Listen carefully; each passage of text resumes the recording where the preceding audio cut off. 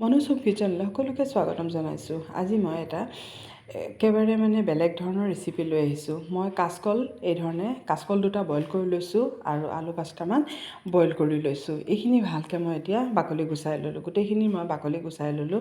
এতিয়া মই মেছাৰ এখন লৈ পেলাই ভালকৈ মই মেছ কৰি ল'ম। আৰু যদি মেছাৰ নাথাকে তেতিয়াহ'লে বাতি এটা দি ভালকৈ মেছ কৰি ল'ব, যাতে অলপো গুটি হৈ নাথাকে।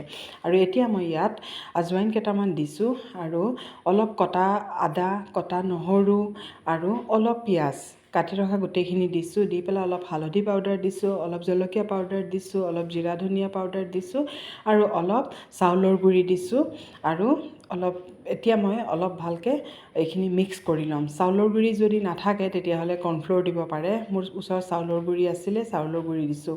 এতিয়া মই অলপ বেচন দি দিছোঁ, বাইণ্ডিঙৰ কাৰণে অলপ বেচন দি দিছোঁ। আৰু এয়া চাওক, আৰু যদি অলপ ঢিলা হয় তেতিয়াহ'লে আৰু অলপ চাউলৰ গুড়ি বা বেচন মিক্স কৰিব পাৰে। আৰু এতিয়া মই বইল চানা লৈ লৈছোঁ। বইল চানা কেইটামান এই ধৰণে ভালকৈ মই মেছ কৰি ল'ম, বা বাতি দিও পাৰিব ভালকৈ মেছ কৰি ল'বলৈ। এই ধৰণে পূৰা যাতে গোটা হৈ নাথাকে মেছ কৰি ল'ব। এতিয়া ইয়াতো মই কটা পিঁয়াজ, কটা নহৰু, কটা আদা আৰু অলপ কেঁচা জলকীয়া কেইটামান দি দিছোঁ। দি পেলাই এইখিনি মই অলপ নিমখ দিছোঁ। আৰু ইয়াত মই একো মছলা ব্যৱহাৰ নকৰোঁ। এইখিনি খুব ভালকৈ মই মিক্স কৰি ল'ম। আৰু এইখিনি একেবাৰে ধুনীয়াকৈ চাওক পূৰা মিক্স হৈ গ'লগৈ। আৰু এতিয়া যিখিনি মই দৌ মঠি থৈছিলোঁ এইখিনি মই এতিয়া অলপ হাতত তেল লগাই ল'ব, নহ'লে হাতত লাগি যায়।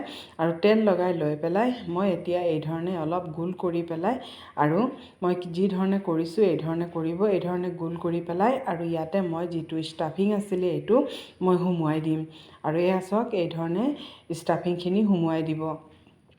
আৰু সুমুৱাই অলপ প্ৰেছ কৰি দিব। প্ৰেছ কৰি পেলাই তাৰপিছত ভালকৈ অলপ এই ধৰণে লাডুৰ নিচিনা এটা শ্বেপ কৰি ল'ব। কৰি পেলাই তাৰপিছত লাহে লাহে প্ৰেছ কৰিব। আৰু এটা খিয়াল ৰাখিব যাতে ক'তো ফাটি নাথাকে, কাৰণ ফাটি থাকিলে পিছত তেল সোমাই যাব। আৰু যদিও ফাটি যায় আকৌ হাতেৰে অলপ হেৰি কৰি দিব। এই ধৰণে মই গোটেইখিনি বনাই ল'লোঁ।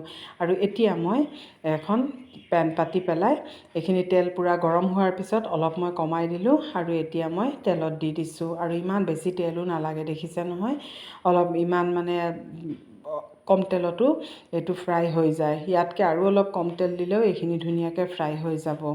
আৰু এতিয়া এইখিনি মই অলপ লুটিয়াই দিছোঁ। যেতিয়া ভালকৈ এক চাইড হৈ যাব তেতিয়াহে লুটিয়াই দিব। আৰু এক চাইড হৈ গ'ল তেতিয়া মই লুটিয়াই দিছোঁ। আৰু এয়া চাওক আমাৰ কিমান ধুনীয়া ৰেচিপি এটা ৰেডি হৈ গৈছে। আৰু এতিয়া মই নেক্সট বেচখিনিও দি দিছোঁ। আৰু যদি মোৰ ভিডিঅ'বোৰ ভাল লাগে প্লিজ এটা লাইক কৰিব আৰু ছাবস্ক্ৰাইব কৰি দিব।